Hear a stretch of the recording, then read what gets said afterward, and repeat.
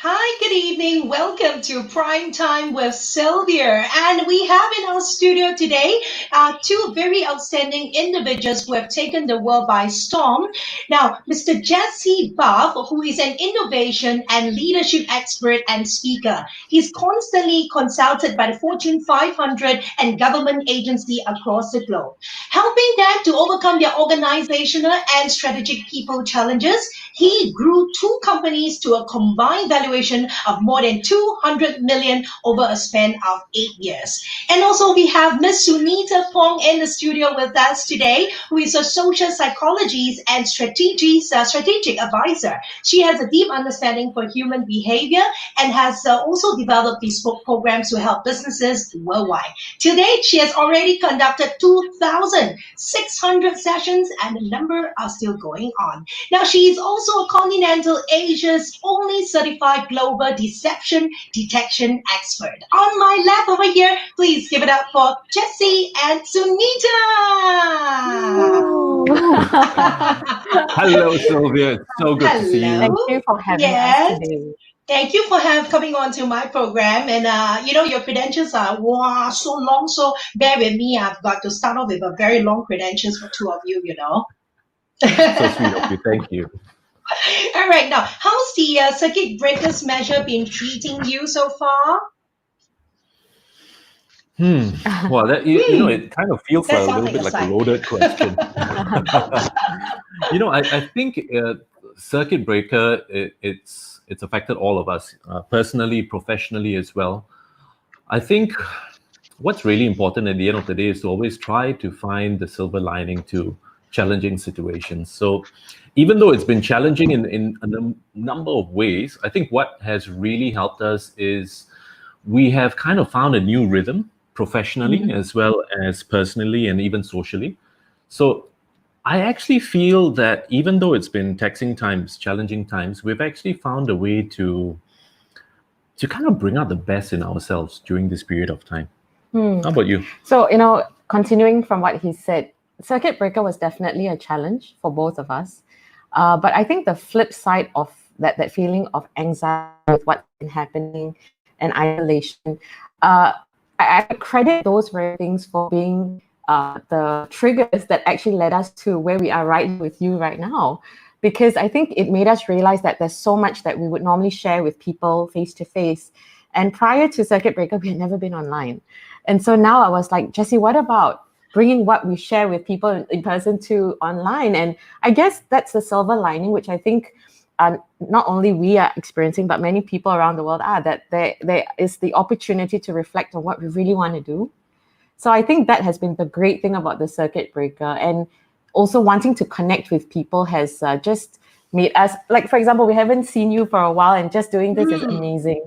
Yeah, and I believe it's painful for two of you because two of you are in the people performance business, right? So it seems like no human contact can be painful for the two of you. Extremely. So it's but I like that it literally took a pandemic for us to come online. But it's good. At least you embrace change, and you have also learned a lot more about going online marketing, and a lot more about online too, right? Even from the equipment. Earlier on, I was looking at Jesse setting up all the AV equipment. See, these are embracing change. Good for you guys. I guess at the end of the day, you just got to keep pushing the boundaries a little bit. Keep knowing that change is going to be really uncomfortable, but if you just have that mindset of that growth mindset, let's give it a go. Even though it's hard, the rewards kind of they come back. And I think also what's very important for us being in this people business, as you say, is that we are experiencing the very challenges that I think a lot of people are. And I feel it's so important for us to know what those feelings are, so that we can then attend to that with true empathy, and it's not just sympathy. Yes, you're absolutely right. All right, now before we jump into the question, there's just a small announcement that I need to make. Check out the ticker that's right below over here. Now, if you have any questions for Jessie and Sunita, you need to log on to Primetime with Sylvia page, like the page, and comment it on the comment section, all right? Because that's the only place where I can see all your questions, okay? So if you have any questions for them, remember, comment it right below over here. You know what? We already have a lot of people online, and let's check out their comments, shall we? Here we are. We have VJ in the house. Do you want Hi, to say hi to Vijay. VJ? Thanks Hi, for joining Vijay. us. All right. We have also CK Tom in the house too, waving at you. Hi, CK. And Judy is also in the house. Judy says she is watching. We have a Judy, thumbs keep up, watching. yeah, from Catherine also. Hi, Catherine. Thank you for Yeah, that's joining so us. good. You Okay, know now. what? This is really good because we get to see which one of our friends are actually tuning in. I actually supporting you. Yep. So, later on, anyway, this interview will still be on the page even after it ends, all right? So later you can go and scrutinize. Oh, no, A is not in. B is not in. Yeah, you can go and try it out. All right. Now, I understand that you guys are husband and wife, right? So, what is it like to be working with someone that you are married to? Is it? I don't know. Tell me about it. Share with us. I better give the right answer, otherwise I might get spanked. She's just sitting beside you. I know. Oh. I'll be honest. I think even putting aside the fact that we work together, I think just having to share this this space that we call home very intensely for the last 2 months is challenging. Now, put that together with the fact that we work together and the fact that we have completely different working styles. I think that is a perfect storm of things that could possibly go wrong. Because I think what we've noticed about each other is we have completely different working styles, and they're on the complete contrasting opposite ends of the way we think, the way we work, the way we execute things. So naturally, if we don't take our own advice and try to find a way to mitigate and bridge that, what ends up happening is we start getting really furious, with each other. We might go like, "Oh my God, I can't understand why Sunita is doing this," or she will be like, "Why is Jesse doing this?" So Mhm. there's a lot of misunderstanding that starts to kind of crop up, and I think what we have managed to realize is, I think by just taking a step back, helicopter view of why we do what we do, and putting in place those things that we teach the world, I think we found a way to embrace the differences that we have, the Mhm. differences that how we think, and we found a way to come together perfectly. And so right now, I couldn't have asked for a better partner. An intellectual, stimulating partner, a partner who helps me execute throughout the world, and I'm there to execute on her behalf as well. And I think what is most important then is keeping that spark of the marriage alive. Mhm. Yeah, to find that balance. And I do Actually, think that, sorry? go ahead, Sunita. No, I was just going to say that the very things that make it challenging to work with someone you're married to, namely a lack of boundaries, right? Because with a colleague, you would ordinarily not be so open, for example. But because we're married, we are likely to be brutally honest. And of course, those give rise to those feelings of, oh, you're attacking me. But you know what? I feel that that is the very thing that has helped us grow to where we are, because brutal honesty is the best gift that you can give someone, knowing that we are actually looking out for each other. So I do feel that the flip side of it, and it also pushes us to keep bettering each other, knowing that we're not competing, but rather we're growing for each other's sake. So I think that is the flip side of working with a married person. I mean, not with a married person, but with someone we're married. Someone You you're know what the married good news to. is? The good news is I can have an affair with someone I'm working with, and it's fine. Wow, that's a very great way of putting it. So, which Actually, means that quarreling can be something that is good, right? I mean, in a sense whereby when you quarrel, it's actually communication, and you get to know each other more. Am I right to say that? That's the exact point that we actually use and draw upon in our workshops, because very often we find that people attend corporate workshops are those who bring their personal issues as well. So it's interesting because we are able to use each other as the real learning point about communication. It's the point that we quarrel and we fight, and how do we make the most out of that? Yeah. I think the most important part is what we immediately try to do is we try to always bring that sense of self-awareness to how we are feeling in that moment. So let's say we are personally, we're in the kitchen and suddenly there's something that she does that, infuriates me. And immediately I start to, check in with how I'm feeling at that moment, instead of going immediately into a record player that's why is she doing this? What does she think? I immediately, detach myself and I start to ask myself, what is this feeling that I'm feeling? Where is this feeling coming from? And by just being able to take that breath and find that little bit of that space between a trigger or a stimulus, it immediately helps me to bring that sense of anger down and then be able to take a more better action. So it feels like then I have more choice in terms of how I want to respond to her, as opposed to just react. I totally agree with you, and I think this is a great point that you have just brought out to our viewers. A little bit of self-awareness, which means that you don't jump into actions of screaming at her, but you get aware of what's going on and then you react to it. See, that is how wonderful you are, Jessie and Sunita. So you really have a way with words, Sylvia. All right, we have a lot of people online. We have Moora, right? Isn't Moora saying hi to you? Moora. Hi, Morley. Morley, okay. Hello. And we have Derek Liu, who says that Jessie and Sue, you are Hi, amazing. Derek. Thank you. He's an amazing chap as well. Again, All right. with Next an amazing partner. Oh, he's your partner in business, or Derek? No, he's a close friend of ours, and he has married a great partner in his wife.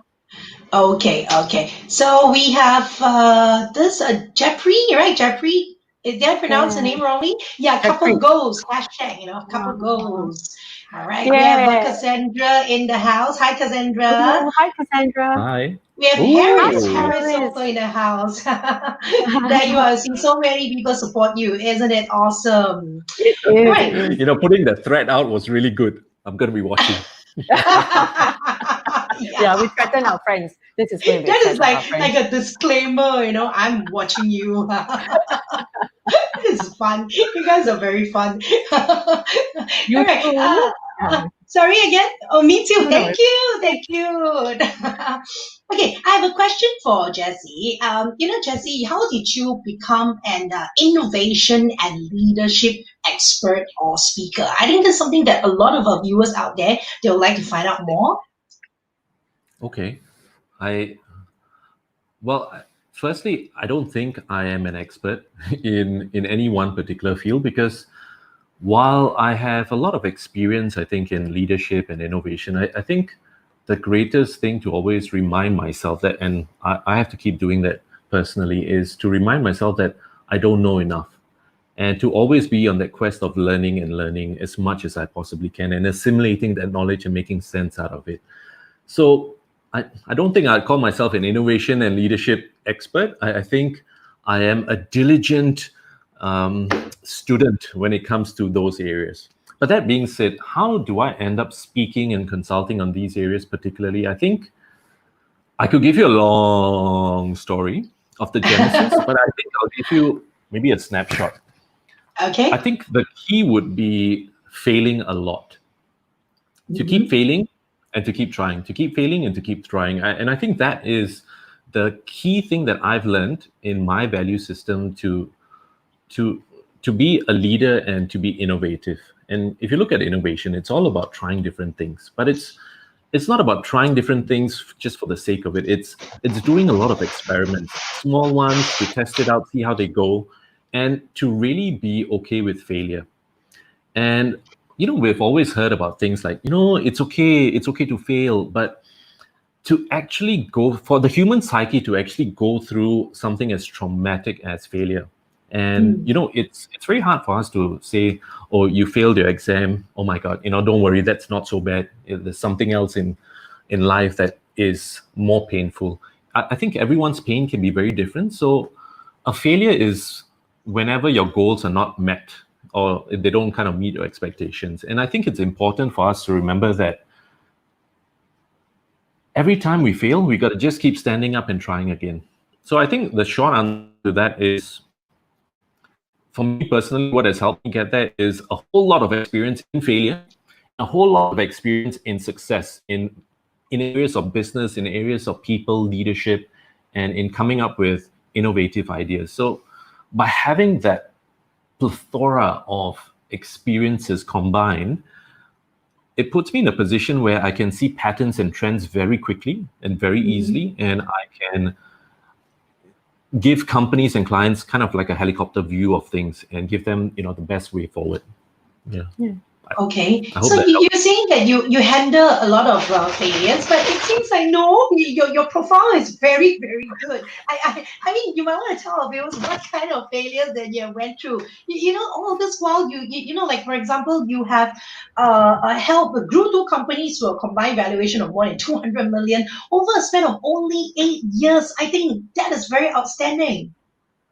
Well, I guess just like social media, people usually see the good stuff. A lot of the other stuff, the painful stuff, is usually things that no one ever sees. And I think that's something that social media has a big part to play as well. I mean, everyone's only interested in, oh my God, the glossy stuff. No one really pays attention to what really goes on within. So I think there have been many professional failures in my life. And, there would have been things where I try, they didn't work out. I will keep trying again. And I don't think we have enough time to really get into all of those.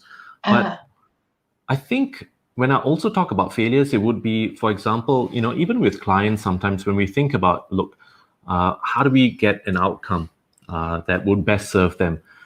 What I really have to help clients in terms of changing their mindset would be how to accept the possibility that things could possibly go wrong, even though they don't. So it's a lot about changing the mindset. And, life is such. As you get older in life, you develop a lot more experiences and you start to realize that life is almost like a curve, it just keeps going up and down. There are going to be good times and bad times. And I think COVID is an excellent example of that. It wiped many people and companies and organizations around the world. It just, it got us blindsided. The most important question is, all right, now we've gotten blindsided. What can we do about it? And I think it is that standing up when you get hit, which is the simplest thing to do, but it's not easy. And I think that is something, that we need to keep in mind. Yes, yes, yes. I totally agree. That's the reason why, to all my viewers out there, I have got Jessie and Sunita on my show because my channel is all about oozing positivism and I want to spread motivation and also inspiration to everybody out there. Check out Jessie, all right? He has this never say die and never give up attitude. Well done. Good for you, bro. All right, now let's check out some photos over here. This is about Jessie speaking. You might want to tell us a little bit more about this. Is this a workshop or what is this, conference? Yeah, this was a leadership conference that we organized and delivered for Nestle 5 or 6 years ago, I think. And, there are people in there who are global heads, regional heads, people from all over the world, different cultures and all that. And what we were doing at that particular point in time was an activity in mindfulness, in really connecting to what it means to be human. Now, I know some people are going to say, oh, okay, there we go again. It's feelings, does this stuff work? But what I didn't share with you, I think, is what happened right after that. Now, prior to this, like any company, there are always going to be frictions between people from different countries, different geographies, egos, working styles, and all that. And what happened as a result, shortly after that picture that you just showed, was that immediately there was an energetic shift in the room. One where people from all walks of life within Nestle, they were actually able to transcend, in a sense, the ego, transcend the barriers that they had created for themselves and just connect with each other in a way that is only human. And the amount of hugging, the amount of gratitude that was going around the room, it was, I mean, it's the reason why we still do the stuff that we do. It's something Wow.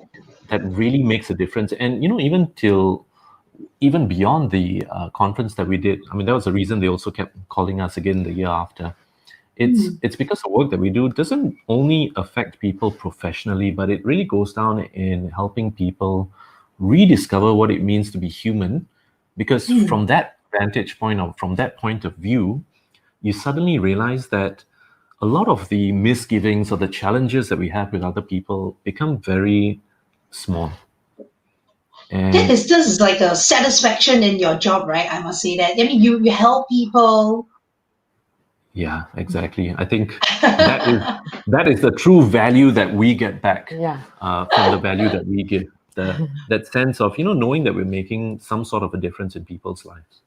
Okay, there's another photo over here. How about this one? Are you like having a camping or a camp, This is interesting. Check this out.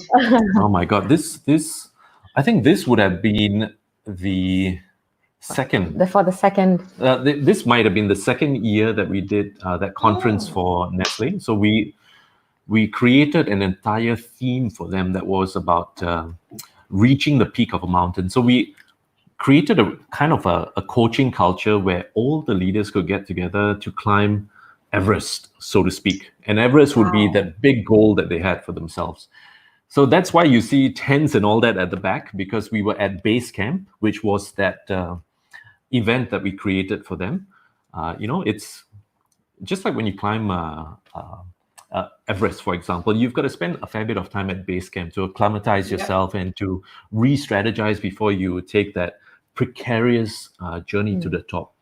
So I think that was what was kind of shown in the picture, and I think I was inspiring them with my words. But also, I just want to say it was very important for us to understand what motivates people.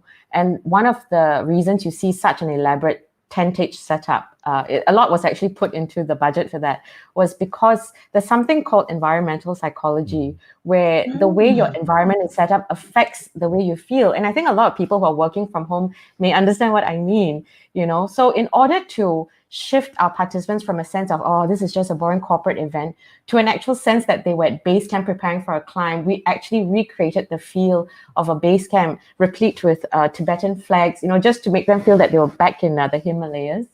So Okay. that's a bit of a background story to that. That's very cool, because you visualize their goals, and it's just short of like turning the temperature to minus 18 degree, right? Exactly. Yeah. And all of that couldn't happen without having an astute psychologist, a social behavioral scientist on board. So that's what we typically do. We're going to talk about to Sunita in a while time. We have more photo of Jessie over here. How about this one? Is this a leadership camp too? I think this was a keynote speech that I was giving on innovation some years back. I can't remember where this was, but it was to a varied international group from, I think, all over the region. And I think my job there was to get them to inspire that sense of innovation and creativity, not just in themselves, but in their organizations. So that was that. All right. Now, speaking of that, why don't let us take a look at a video and watch Jessie in action, shall we? All right, Check it out. Hi, good afternoon. Now, earlier today, Paul unveiled his 5 to 500 ambition. Now, I know what a lot of you guys are thinking. You're probably thinking, sounds very good, it's great for the company, but what is in it for you? Apart from more stress, more work, more processes. Now, I can assure you of one thing, that this ambition is never ever going to harm your career or your personal life. In fact, the opposite is true. That this ambition is actually creating a platform, an opportunity for us to create a more fulfilling, a more engaging place that we work, so that we can bring about a greater sense of fulfillment, not just in our work, but also in our personal life. While telling them, this is exactly what I need to get done. Sometimes it is. It's about giving direction. But sometimes it's also about influencing them. Trying to get them to see your point of view. And if they don't see your point of view, just do it anyway. People will follow. This group did really well, primarily because if you had actually measured their heart rates would have been in sync. It's about breathing together as a team. And somehow by doing that, it allows you to achieve bigger tasks really quickly. We are on the final track. We've spent today covering a lot of delivery skills, your voice, as well as eye contact to connect. Now what we're going to do before we work even further on your presentation is we're going to talk about the rest of body language. So we have gestures, we have movement, and body language. Officially, good afternoon. And welcome to unleash creativity and action in your people. Now let me start by asking, how many of you here would like to be a little bit more creative? Quick show of hands. All right, a little bit there. How many of you would like to be able to take some action with that creative thinking? Great. Now, I can assure you of one thing. That being more creative and innovative at work is never ever going to harm your career. In fact, the opposite is true. That people remember creative and innovative people.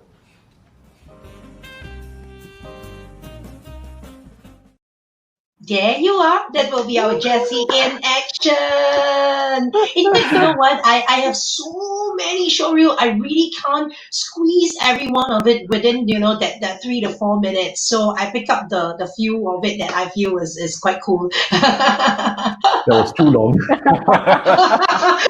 There's a lot more, I think you can have a whole library of you speaking. Okay, I have someone Thank you. online over here. CK Tam actually said that success through failure, and I think he gave you a salute. VJ also say that failing and accepting it makes leaders innovate better in most trying times. All right. We have someone over here who have a question for you. Tell us how you use those wonderful cakes you make to make merry as a couple. Hi, Bawan. Where's my cake? I didn't know that you bake a lot. You guys bake a lot together. I will have to answer this. As part of our own approach to making the most of a bad situation, I became one of those circuit bakers during the lockdown. The circuit breakers. And you are the one that is buying and stripping up all the flour, right? All the eggs and the flour. Actually, I do not use flour in my cakes because I had this demand for keto cakes because all my friends were on diets trying not to put on weight during the circuit breaker. Wow, that suits you very well. Okay. Get my hit. Okay. You were going to get one anyway. And I think we actually got a hint from that comment. Yes. I think that gentlemen might want a cake soon. Yeah, and we have this very funny comment also. I think we are like keeping 3 hours watching, so he literally went say that I am not watching. I love that. Thank you, Ashish, for not watching. I love that you're not watching. He's actually not. He probably has it on the back. Yeah. He's not really paying attention. Paying attention counts, Ashish. Yes. All right, we have another viewer over here who will say hello to you. Hello, how are you? There you are. We have a lot more. Give me a minute. Okay, Elvina say yo. I think it's supposed to say hi, but it went go. Yeah. She type it again. Let Alvina say hi. Hi. All right, now over to Sunita. Sunita, you are a social psychologist and a continental Asia's only certified global deception detection expert.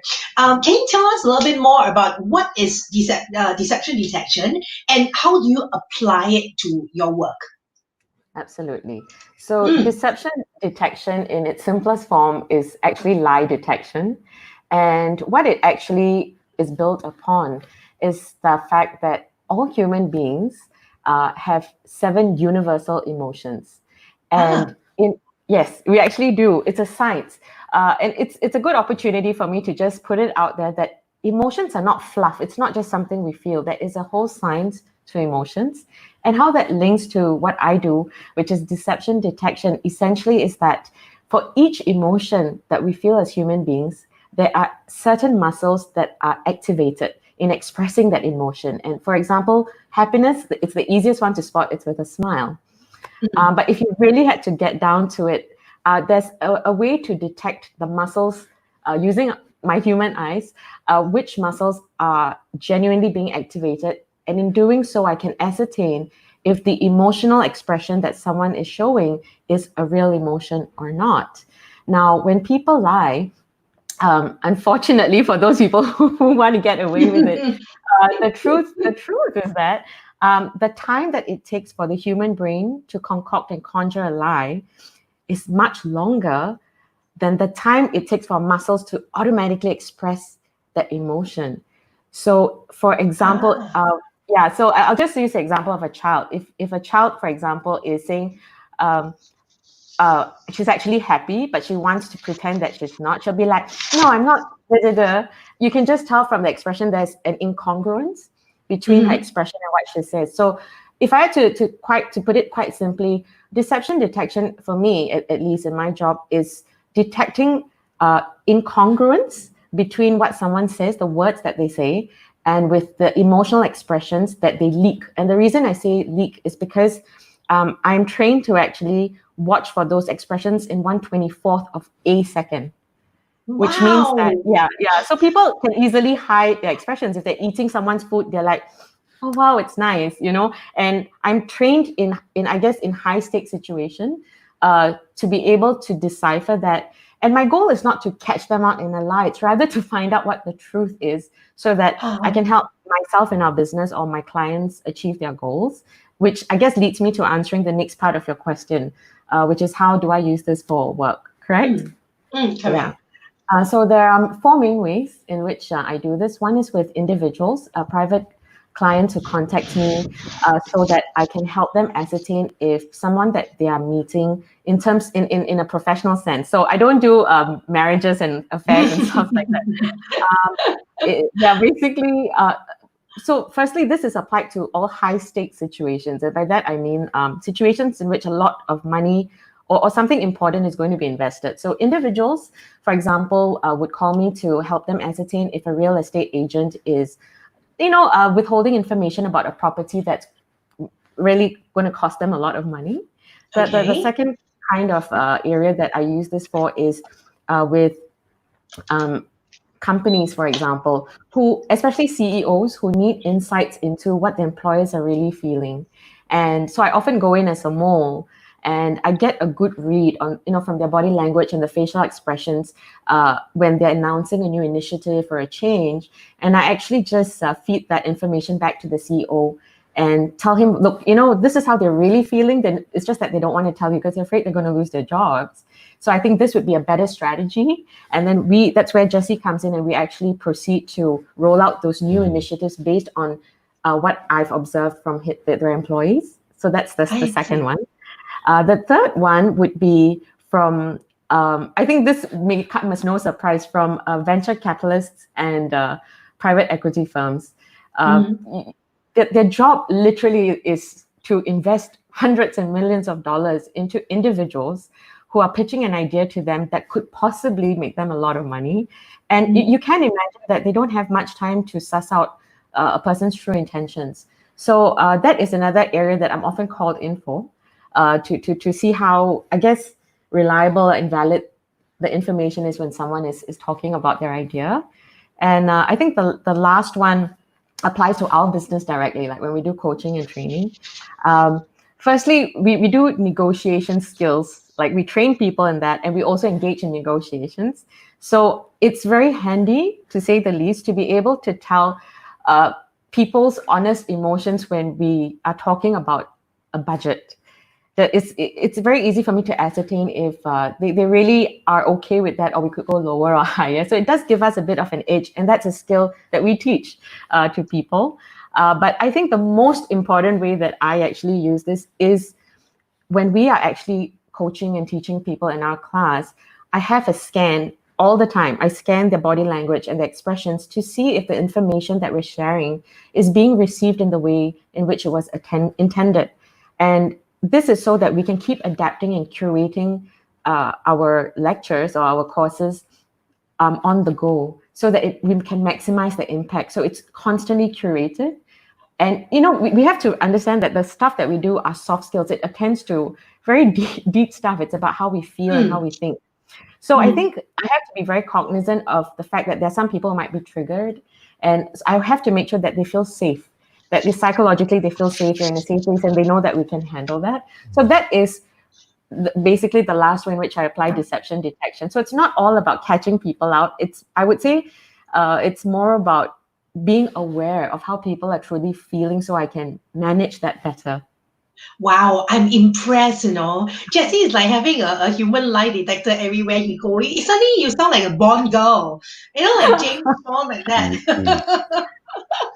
Yeah, but where is all that pity for me? Can you imagine what it's like to be married to someone who can But read come your on, micro Jessie. expression? She say that she's able to help you monitor your client budget. That is so good. You have someone who's like almost there. I mean, someone who can actually read a client's budget. I think you're already like 50% closing of the deal already. Am I right? You have managed to work within the budget.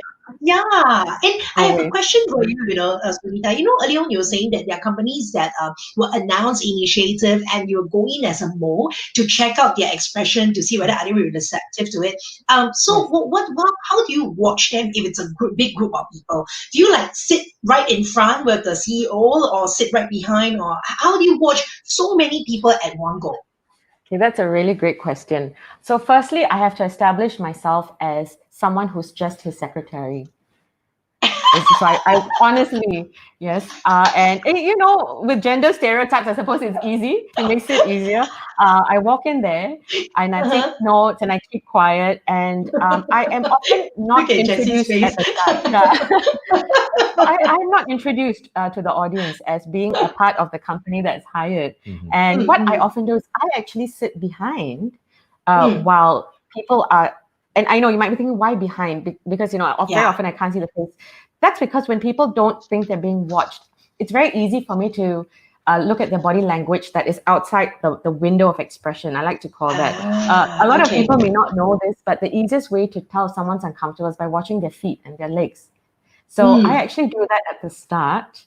And later on, if the CEO goes to the front or when Jesse is speaking to them, I actually have a dual function of taking videos of everyone in the audience. So that gives me an opportunity to actually look at everyone's faces. And, I help him distribute leaflets or whatever. But also having those videos as part of our corporate video allows me to actually freeze frame and analyze the expression so that I'm not making snap judgments out of memory. So that's actually how I do it. Yeah. Okay, I have a very interesting comment among the viewers. Tanny Chu, she actually said that now the whole world knows, ha ha. What's your response to that? I'll tell you, in the early days, it was great because no one knew, and she could kind of get all that information. But I think more recently, especially in the last few years, when her profile's kind of really grown, the beauty is that she can still see. Even if someone knows, if she's a lie detector. Now, I think you probably might answer this best, but I'll just go in here a little bit. There are two things. One is the first part where someone might feel a little bit anxious or worried.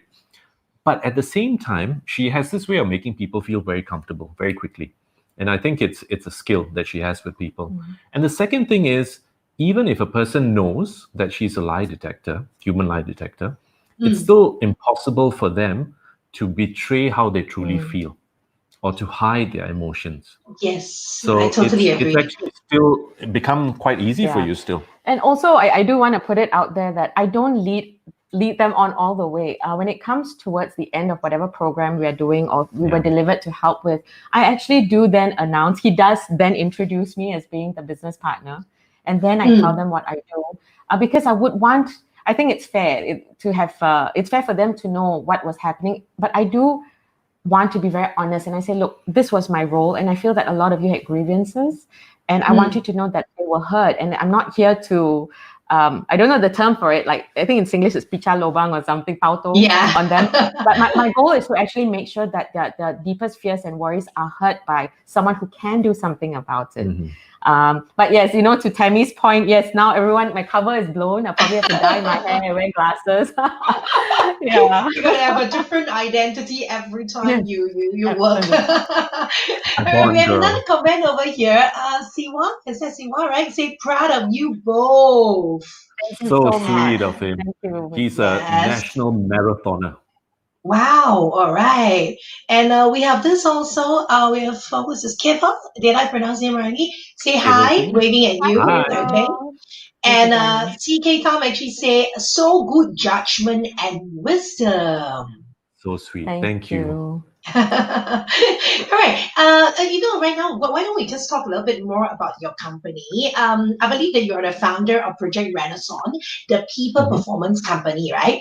And I realized something. You guys don't do a lot of marketing, but when I did a bit of research on you, I realized that, oh my God, you guys have super high profile clients like the Kuwait government, Nestle, even Walt Disney, and Vine Artisan too. Are you able to share with the viewers how did you acquire so many high profile clients? Share lah, huh? Can, no problem. But I think one thing we got to really be upfront with, and is to accept that I think we've been blessed with people who like us, who like the work that we do, and we've only grown because people like the work that we do, and the word of mouth just spread. So we have not done any marketing in all our years, but it's simply been, I think, the blessings of referrals. That's how we've kind of grown. But to add on to what Jessie has said, I would also like to construe what blessings are for maybe people out there who would like their businesses to get somewhere as well. And I would call it luck, which is the acronym for laboring under the correct knowledge. And one of the things that, firstly, I have to say that one of the reasons we couldn't market ourselves at the start was because some of our clients were so high profile that we had to sign NDAs, non-disclosure agreements with them. So it was, so on one hand, it's great, but on the other hand, we can't say, oh my God, these are our clients, right? So then we realized that we had to just let our good work speak for itself. And the other thing that definitely helped us is the fact that we are the only company that I know of, at least in this industry, that offers 100% money back guarantee if the results that are not reached. And we do that on purpose. Some people say, oh, it's a marketing sales trick, but it's actually to put us on our feet.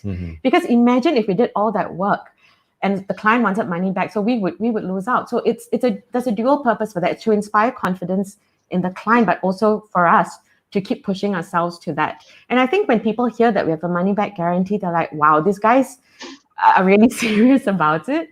And I think there's a lot to be said about being authentic and being honest. So I think whenever we met clients, one thing they appreciated about us was we never tried to paint ourselves in a light that wasn't true. We were very upfront about the fact that we had failed before. And I think that's a big part of who we are. And then we tell them this is how we've learned and this is how we can apply it. And I think the second thing is there's a psychology of likability. So I think we're a bit lucky in that sense because firstly, instead of one person doing the work, there's two. So we've doubled our chances of appealing to both men and women, right? People have different preferences. We have been told that we have an international appeal, which means that we may look like the culture of the person that we're interacting with.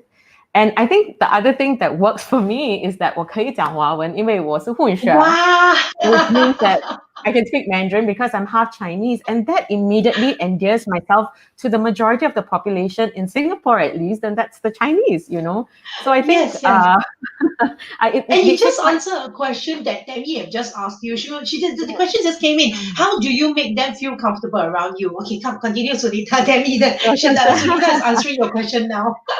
So Tammy, thank you for asking that. I think it's so important. An interesting thing is that I don't know if anyone knows this, but people decide whether they like you or not in about less than 10 seconds. I would say 3 seconds. People have made a decision whether you're good or bad based on how likable you are. So I think the way to increase your odds of being like I said, it's familiarity. People like to feel that you are part of them. And I think the easiest way is through something called cultural membership. So for example, when I say, hey, ni hao, or so there's language. The second thing is, if you don't speak the language, is to speak in the way that someone speaks. So, we have different kinds of participants from high level, whatever C-suite, to people like you and I, like very lay people. And what I often do then is I go into the mode, I call it the Singlish mode, which is also true to me. I came from a neighborhood school, so I'll be like, don't like that lay. Ayah, don't be so like that, don't paiseh. And it makes me more relatable. And I still feel that I'm being true to myself. So, and I think what is Jesse's great point, one of his best features is his humor.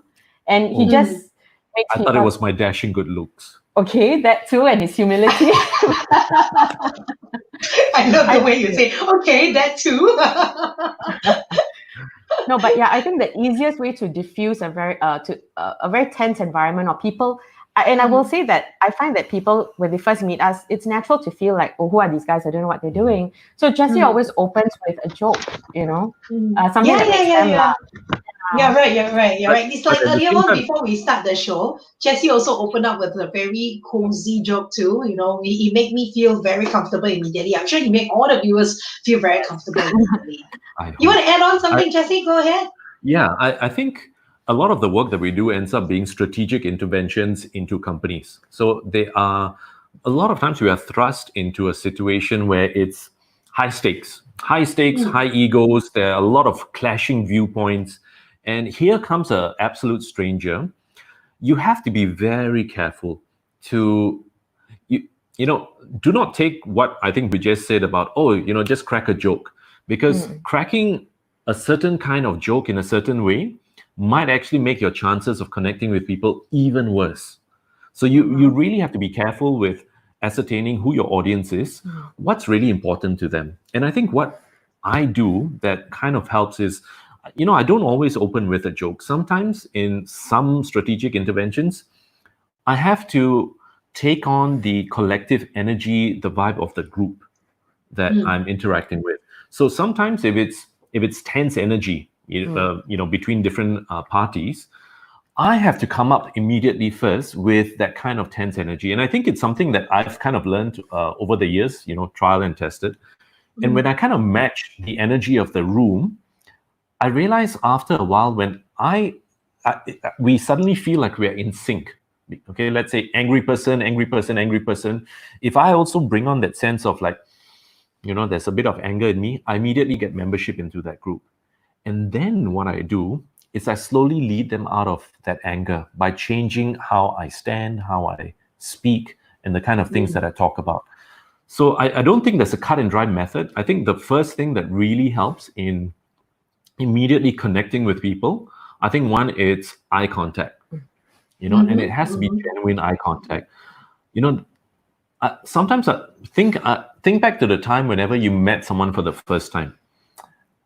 How would you feel if, let's say, right now I'm, it's the first time we're meeting, but I'm talking to you while looking somewhere else? So you immediately don't feel that connection. So eye contact is very important. Second thing, I think it would be the cadence of your voice. So to come across as someone who is warm. The third thing would be your body language. Now, imagine if I was sitting down like this, crossed. Yeah. Now, it's like a barrier. Yeah, exactly. You're immediately going to feel like, there's something about this person or that person that I don't quite like. But when suddenly my heart is facing that person's heart in that sense, what I'm actually showing to them, to a part of their brain, which is always watching for fight or flight signals from us, is that it suddenly feels like, oh my God, there's something about this person that I kind of like. I don't know what it is, but that's something there. So that's the other thing that I do, and it's to always face the person that I'm talking to. But of course, you've got to be careful, because if you go too close to a person, it's going to be a bit jarring. You have to watch personal space as well. So it's kind of like an art in talking about personal space. We have a special guest right here. Hi! She decided to come in front of the camera too, right? Feeling left out. But yes, I think Jesse, no, I was just going to say, so the points that you brought up, they are indeed points I would take note of to practice, especially in like you said, high stakes professional situations. And I would just like to add that people who tend to put their heads up this way when they talk to someone send an unconscious signal that they're superior to the other. So a much easier way of making someone feel comfortable is to meet them where they are. And if you have a tendency to do that because you're listening, just be aware of just lowering your head a little. Or maybe when someone is too short. No, exactly. That would be Like, who is it? That's our I can't relationship. Oh, that's funny. No, Jessie, earlier on you were saying that if you enter into a room and let's say everybody tend to be a little bit angry, and if you're a little bit angry too, you tend to join them immediately. It's like a sense of belonging, right? I guess this work in terms of haters too, right? Haters like to gather together as a group because it's like, oh, I hate ABC, or DEF, and if you also too, come on, you are part of my group. I mean, what do you think about this? Do you think it applies the same way? And you're able to use the same kind of technique to diffuse that thing too? No, I think we got to be really careful with situations. So firstly, let's say there are a bunch of haters in a company, and my job is to motivate or inspire these group of people to achieve, let's say, a certain performance target. Yeah. Now, the easiest way it appears for me to gain membership into that group would be to start being a hater as well. So, for example, if I were to maybe gossip about someone, but you see, by immediately doing that, what is happening is I'm immediately not being truly authentic. I can't do that. So I have to kind of bridge that with a bit of self-awareness as well. But what I really mean is not saying things, but bringing myself to that energy. So, for example, if there are a group of haters, the energy of that group, physiologically, psychologically, is a certain kind. So I have to kind of match that. And I know it's a little bit hard for me to kind of list down the few things that you can do right now because we only have a short span of time together. But I feel that the easiest thing to do is match the so-called the collective breath or the heartbeat of that group. To watch them, to observe them, and to try to get into that cadence. That's the only way I can make sense of it. I agree Well, with you. It's about the energy level. That means you get into their energy level, but you don't talk bad about that particular person that they hate, or you're not part of the negative ninjas of the corporate company, I would say. Right? Yeah. And, So you want to sometimes add on? Oh no, it's okay. Yeah, there are even cases where sometimes I do the exact opposite. So there is no, I don't have a cut and fast rule about how I would deal with them, but I would a lot of times, I think it's because of experience, immediately I know how to respond and how to react. And the thing is, I'm not afraid of making myself look stupid in achieving those goals or outcomes. I'm not afraid of making a mistake as well. Of course, within confines, So that's, I think, how I would approach it. And I think my other observation and studies that have been done on people who hate, right? People who like to gossip, it's helpful to understand where they're coming from before we even want to attend to that. So I think one thing to remember is that hurt people, which means that usually when people hate you, it's because they are coming from a place of lack. And there's something about a situation or a person that triggers them because they secretly wish they either had it themselves or it's linked to something that is bothering them. And the unfortunate thing about hate is that they want you to match that, to bring you to that level so that it brings you down from the pedestal that they actually see you on. So responding to them in that way is actually going to be disempowering for you and more empowering for them. And so I think what may be more helpful for us when we're in such situations is to say that, look, this person has obviously an issue, which is why they've decided to find, they say misery loves company. So and to allow them to work it out in that way, and knowing that you have a choice in deciding how you want to attend to that, to walk away or to act or to overact, and there's no right or wrong, but it's about feeling that sense of power when you face that situation. And to add on that, if I may, I think there are two more things now, thinking back about it, that I think really helps. One is, I think, the idea of presence. When you're completely present in that moment and you bring your presence to a situation, people can feel it. So presence is one thing. The other thing is also bringing a sense of psychological safety to a situation where you are suddenly not perceived as a threat, but you're perceived as someone who can help, who can empower that situation. And I think this COVID period particularly is a perfect time for us to look at, I think, from the learning development, the HR point of view of this global MNCs that we deal with, the whole concept of psychological safety for employees, the well-being of them. And I think that is one thing that, if we start focusing on, it's going to make a tremendous difference in the way that we connect and interact with people. Yes, I totally agree with you. That's absolutely right. Okay, we have some questions over here. There you are. Both of you are inspirational, generous, and authentic with your wisdom. Question: what is one concept or lesson that has stayed with you over all these years? That's a great question. I think I'll go first if that's please. okay. I think, this is going to be controversial because it may go against the popular grain of what successful advice is.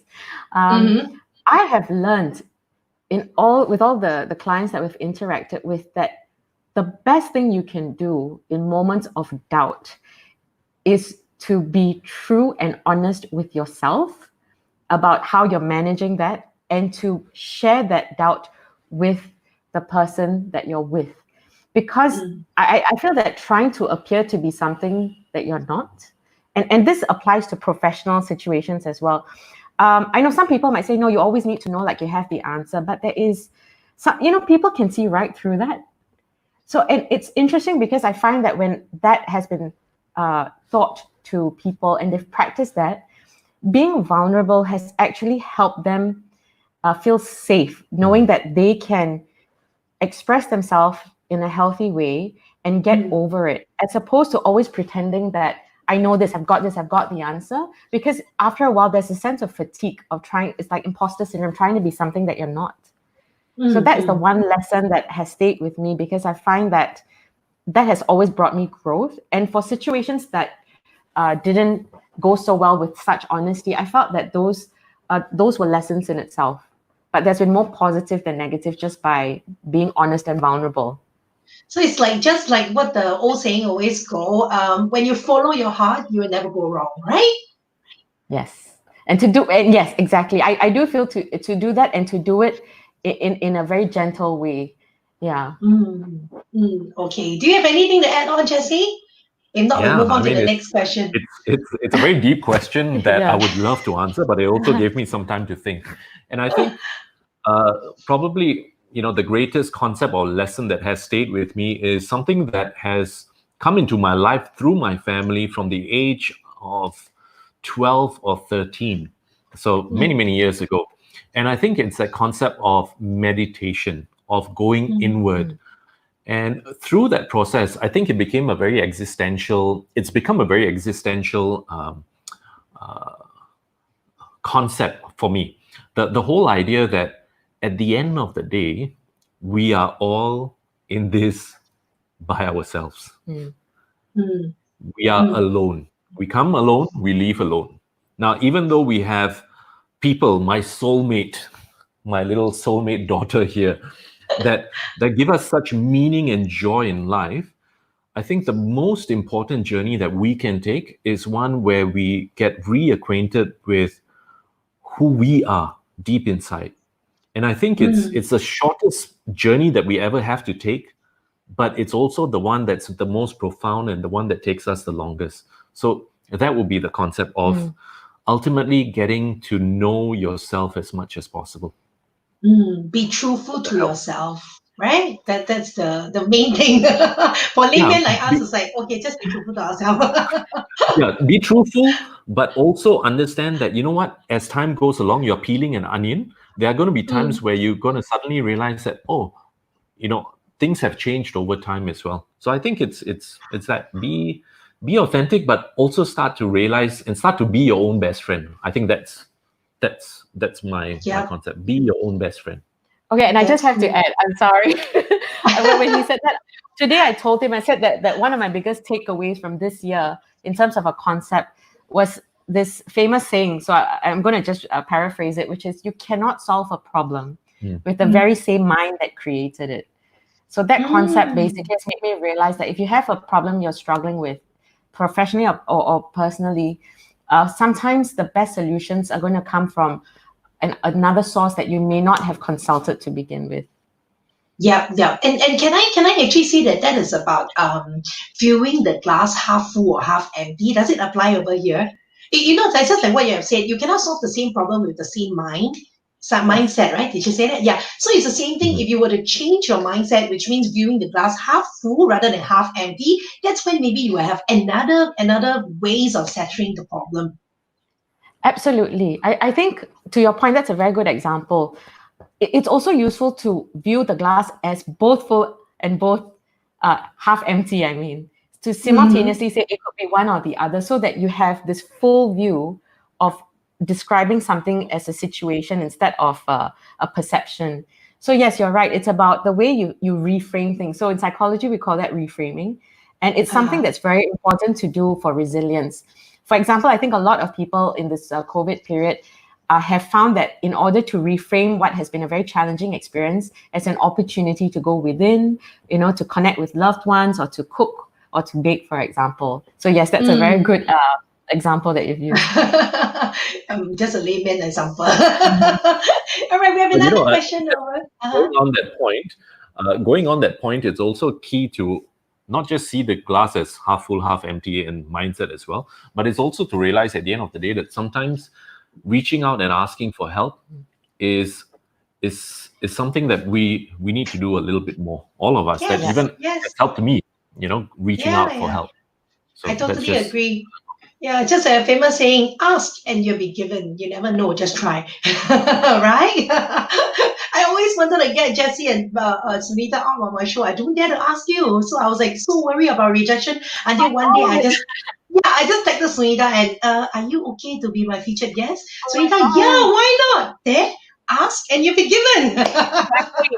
And I always tell my clients, I said the answer you will always get if you never ask is a no. Yeah. Because if you never ask, it's always a no. So thank you for asking. Oh my God, I can't believe. And guys, that's how you see our perceptions can be so challenging. I agree. All right, we have another question over here. In my experience, a good fight is a great way to really get to know people in professional and personal settings. What is your experience? Oh my God, you mean what? You must fight Wow. to a good fight, a good fight. Yeah, I mean, maybe good fight doesn't mean a negative ninja. Maybe just a discussion. I don't know. How do you want to answer this? What do you want to break apart the word? What is a fight or a good fight? I think sometimes for me, how I've perceived that question is it's about testing someone's mettle. It's much like a job interview to see how far you can push the boundaries in order to see how they perform. I think in a professional context, that could be useful. But I guess, again, we have very different opinions, I think, as to what the word fight means and what good means.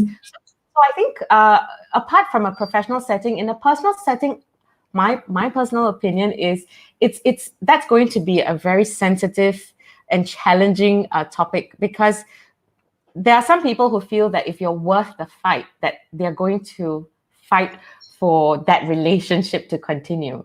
And some, I think it's a good question, because certain couples do that, like romantic relationships, where one person will say, let's see, if I fight with you, how much do you love me? Am I worth fighting for? So I think, yes, in those cases, if it's not too serious an issue, I think there's a lot you can learn about yourself and the other person. But yeah, I have witnessed certain, experiences where it does go pear-shaped. It doesn't go as well as we think it could.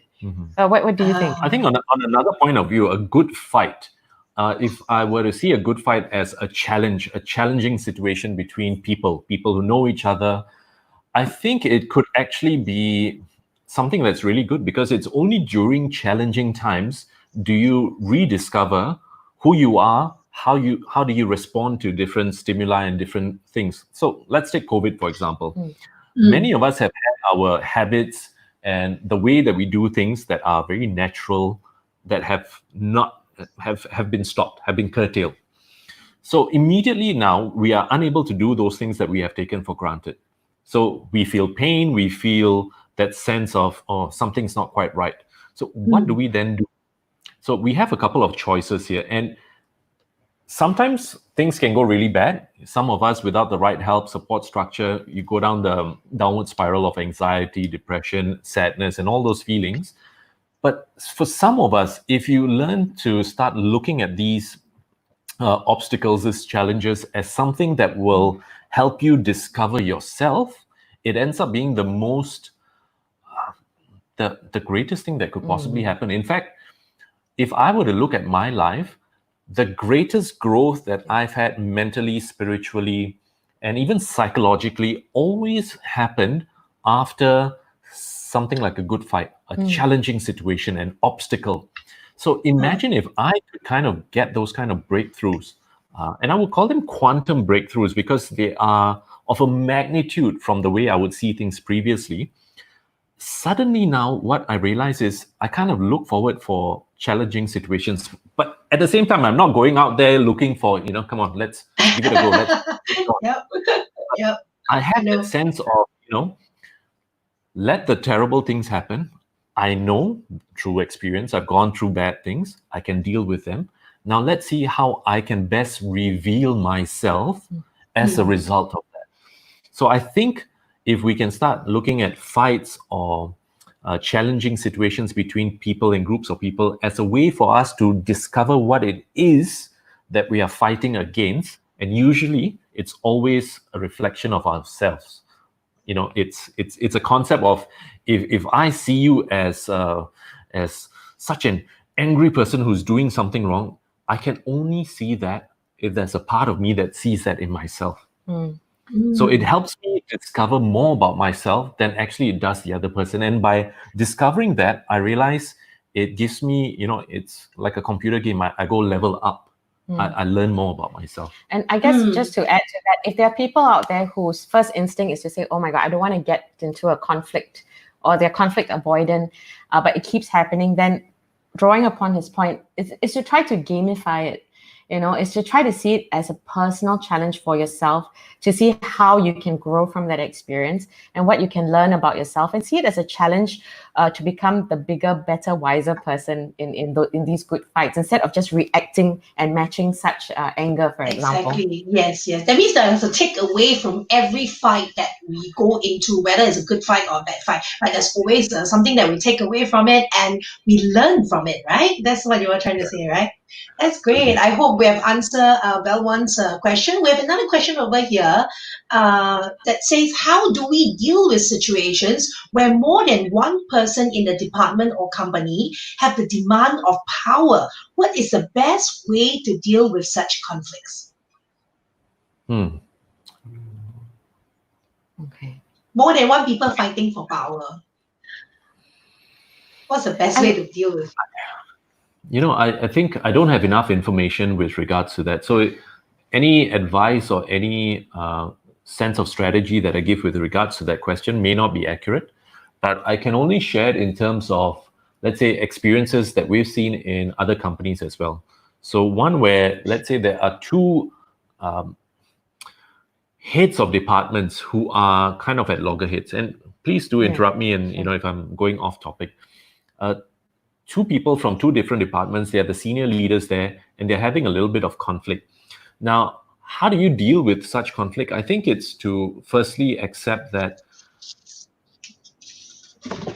what I would do is I would immediately say, you know what, this person is not acting that way because they are a douche or a tough person or whatever.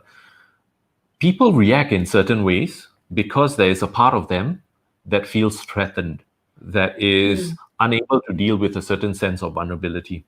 And I think if you can approach that situation with a sense of compassion, to just allow that person to be, I've realized that just by doing that alone, without meddling, the situation kind of changes. So this kind of draws on the idea of systemic constellations, where it's systems theories and how we are all connected to each other. And where if one party who may be somehow intricately connected to this other party if this party changes something, so for example, if I were to change my reaction or my interaction, it changes the whole constellation and that person ends up changing. So this is a little bit deep into psychology that the work that we do. But I think that's one way of looking at it. You can, of course, go straight to them and, have a coaching kind of conversation to find out what need is lacking in them and find out what the need is and to try and bring them together. But I would also suggest that sometimes to bring a bit of your compassion. So I'll give you a great example. Marriage. What typically happens is, let's say, Sunita has something on her mind and she wants to rant to me about it. What do I do as the husband, the man? I'm immediately thinking about 1,000,001 things that I can do to solve that situation. But Yes. all she needs is for me to just be present and to just listen. Yeah. To just Yes. bring my sense of compassion and to hold that space. It's very simple, but it's not easy to do. And it's the same thing with even in professional places. If you let that person just be, and if you just bring yourself without that idea that, this person is so difficult, you'll be amazed at the kind of transformation that you start seeing in people, especially in group dynamics.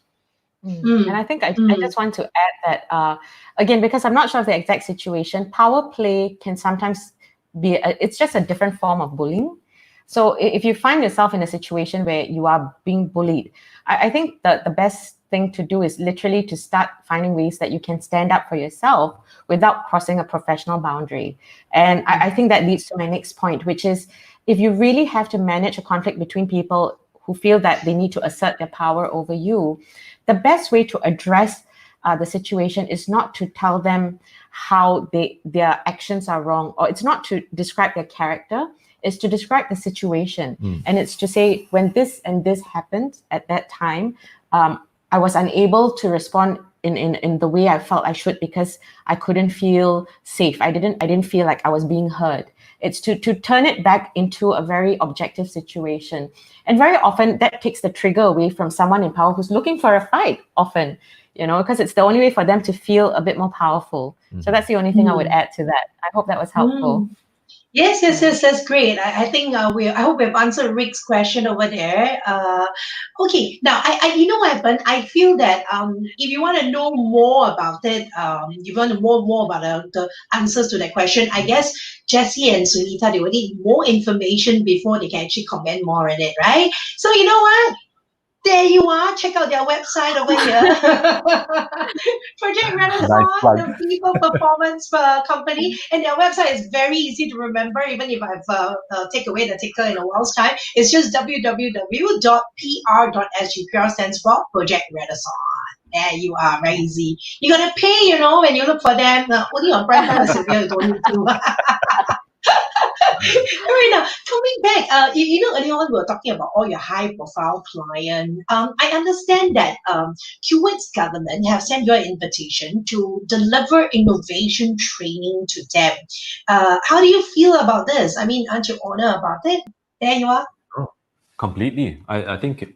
Oh yeah. My God. I have another one over here too. And I understand that we have two ministers that came in to actually support your innovation training, which is our Zainal Dibin Rashi and of course our Maliki Osman also, Dr. Maliki Osman. You want to share with us a little bit more about this?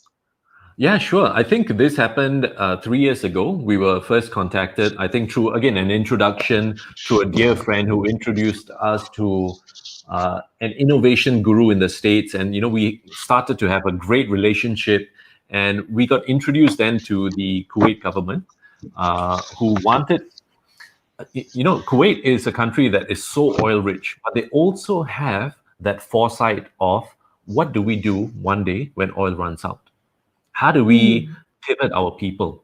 So, really smart and strategic people. So the first thing you do is you bring in experts like us into the country to start changing mindsets about how to be more innovative within their organizations. So I think the first workshop that we delivered there was called the Innovation Masterclass. And this was, I think we had 25 participants who were very senior people. 25 participants who were very senior executives from, I think, the top private companies, listed companies across Kuwait, across industries. And so what was interesting was, I think as soon as we found out we were invited to deliver this program, we naturally got excited and we started to do as much research as we could. And we started speaking to as many people as we could to really get into the psyche of Kuwaitis. What are the challenges that, they really go through? Because that's what we do with all our programs. We try to customize it as far as possible to make it really effective for the people, for the delegates there. Now, along the way, we caught up with one of our mentors who found out that who actually told us that we should get in touch with Mr. Zainal Abidin, who is the ambassador for Kuwait.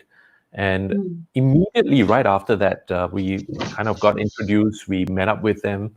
And I think, what else happened then? So I think, long story short, we had a meeting with Mr. Zainal Abidin, who said that he was going to be in Kuwait at the same time as us. And he said that he would be more than happy to support our work, given that very few Singaporeans get the opportunity actually to work there and to be there. And so on the first delivery of our program, he actually dropped in together with Dr. Maliki and sat in on our trainings, and he addressed our participants as well. And I think that was the greatest validation that we could have received, and together with his feedback. And since then, he has been a great mentor to us. We're very grateful for that.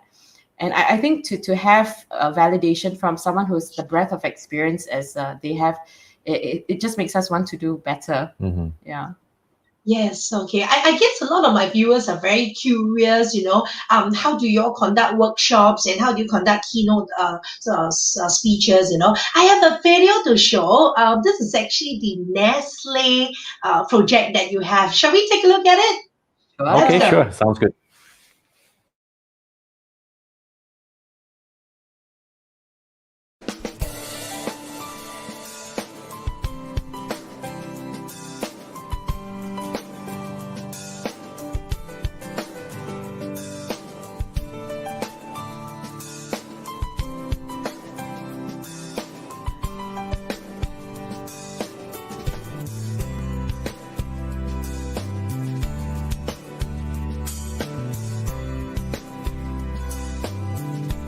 The color workshop is indeed a great experience as well to realize that there are a lot of colors from our team, and the differences of colors, it shows diversity, and it also shows us that we really have to understand each color, and by understanding each other, we can work together as a team. And one thing that really resonates is that being curious rather than furious of the different colors within the team.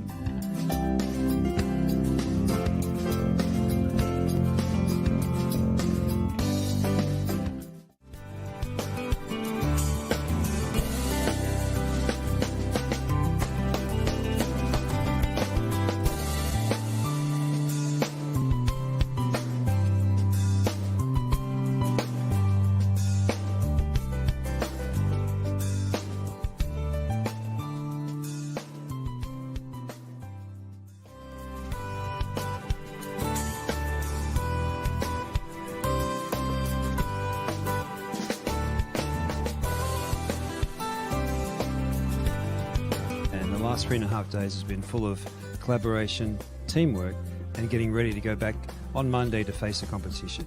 We've had a great time working together, learning new things, and learning from our support staff in global and regional to help our markets get ready to go back and face the competition better on Monday morning. We have a common understanding of the projects and the issues, and it will be a good platform to then build with each other. It's really a lovely meeting. So first thing is that at least we came together as one team, and this is very important for team performance, is to be together so we can see each other, we interact, and then we learn from each other.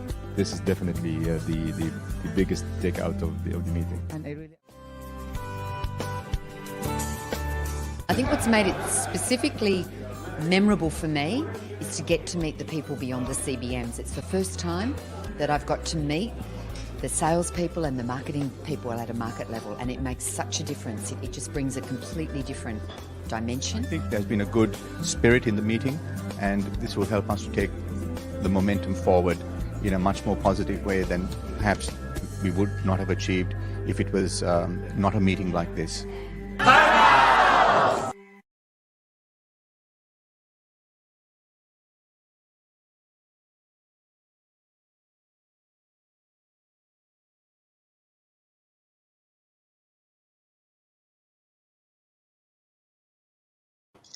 Wow, there you are. See, check it out. All your supportive clients. I even have this photo that I need to show everybody. Check Sure. this out. This is so exciting. Walt Disney, Star Wars, Marvel, Pixar, and ESPN.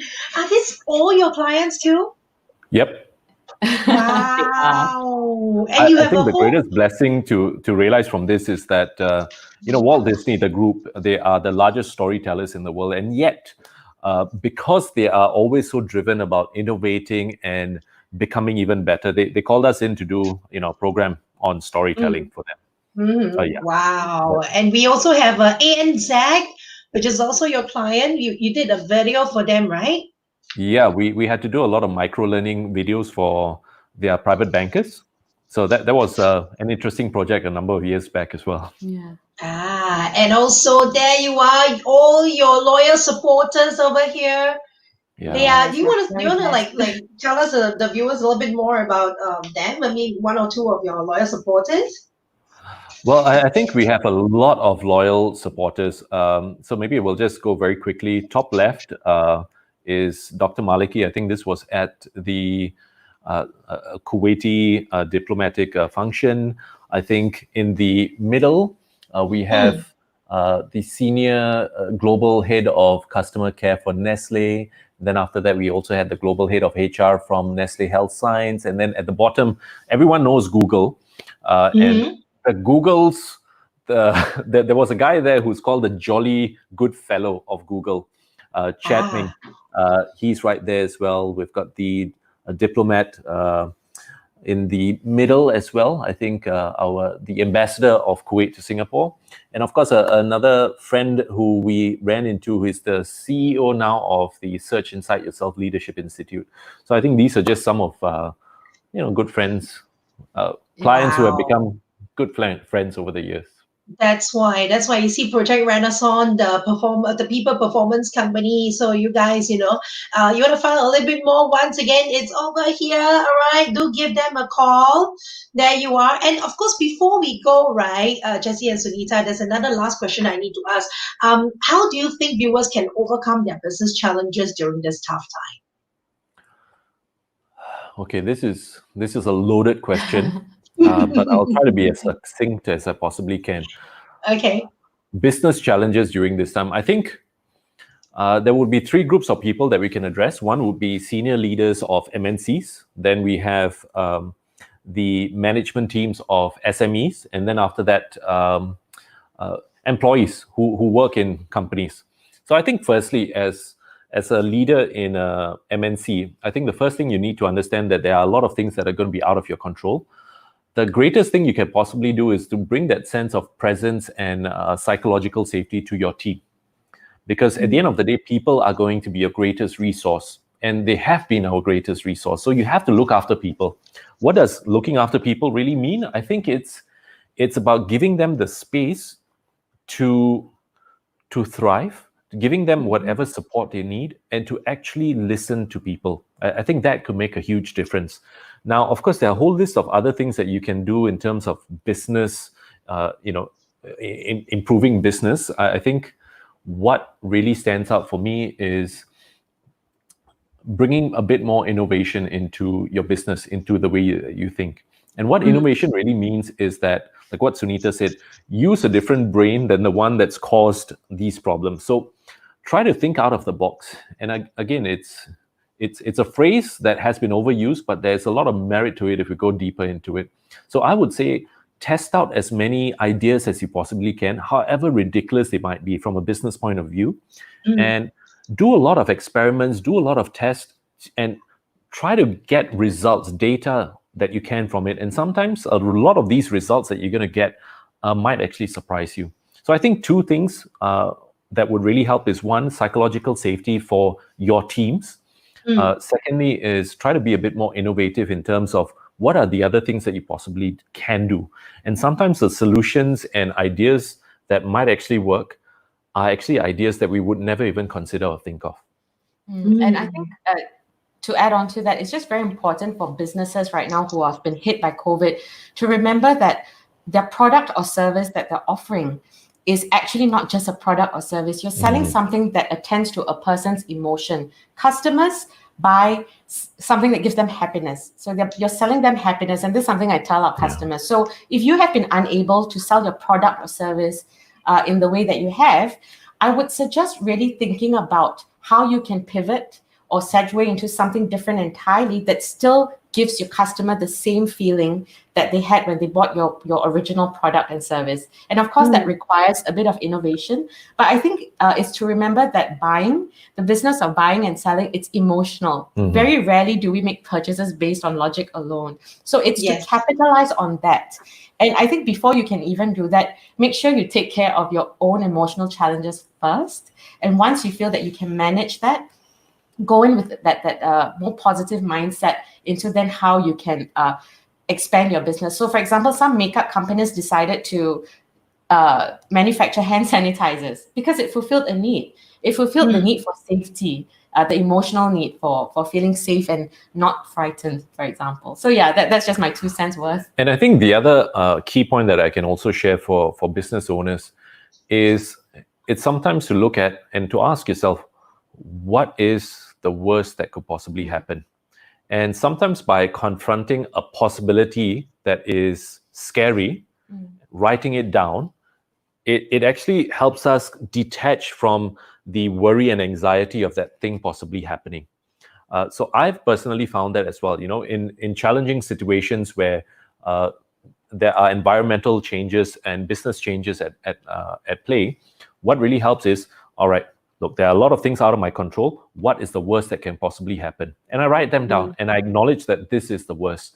And I think we both found professionally, even personally, after writing them down, they seem to immediately diffuse. And that worry that keeps cropping up at night as a business owner, as a leader, it is no longer there. And it helps you get that kind of good, restful sleep that you can get so that you can wake up and fight the next day.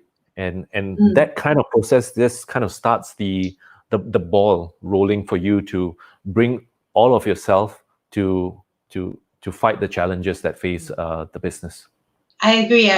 Just now for a minute, I thought you say you ask a business owner to write down what's the worst scenario, and then read it yourself, and you freak yourself out, and you start working even harder. If that works, that might be useful for some of us who are externally motivated. Yeah.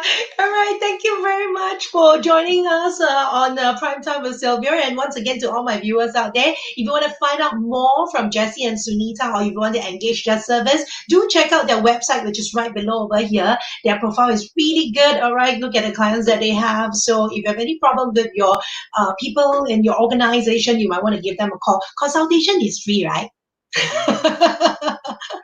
But look at Jessie, he's like, why is she saying that? Hashtag Primetime with Sylvia consultation, 15 minutes on the line is free. Yeah, why not? Okay, so don't forget, all right? Wonderful. Yeah, so don't forget, okay, remember, hashtag Primetime with Sylvia, and contact them over here. Thank you very much to Jessie and Sunita for joining me tonight on Primetime with Sylvia. It's really my honor. And we have so many comments coming up. I guess later on you're going to go into the interview to try to reply the questions again. Sure. Is that fine with you? Yeah. And I think what we want to share, all the viewers, our friends, and even friends that we haven't met yet, thank you so much for tuning in. It means a lot to us, and we will do our best in helping you answer any questions that you have. Yes, and on that note, I want to thank you, Sylvia, for giving this wonderful platform to help showcase so many people and helping other people out there, you know. So I think you're doing such a wonderful job. Thank you. Thank you so much. Thank you. Thank you. I should be the one very honored that you guys come on to my show as my featured guest. Thank you very much. And of course, for tomorrow, same time at 8:30 p.m., we will be having Calvin Tan, who is the CEO of Speech Academy Asia. He'll be here to share with us tips about fear of public speaking. If you do have fear of public speaking, you might want to tune in tomorrow. All right. Once again, thank you very much for tuning in to Primetime with Sylvia. My name is Sylvia, and of course, this is Jessie and Sunita. Bye, guys. Thank you. Ta-ta. Yeah, we're signing out. Stay And safe. there you are. And good night. Good night. Good night.